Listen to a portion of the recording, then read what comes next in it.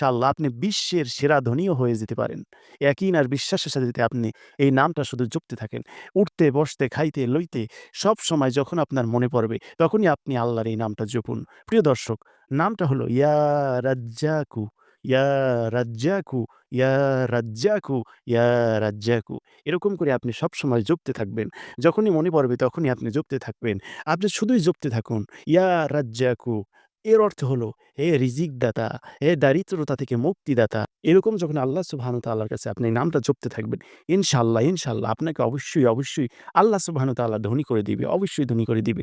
আপনি এই নামটা শুধুই জপতে থাকবেন, সবসময় জপতে থাকবেন। হাঁটতেছেন, চলতেছেন, খাইতেছেন, ঘুমাইতে চলে গিয়েছেন, তখনও আপনি ইয়া রাজ্জাকু পড়ুন।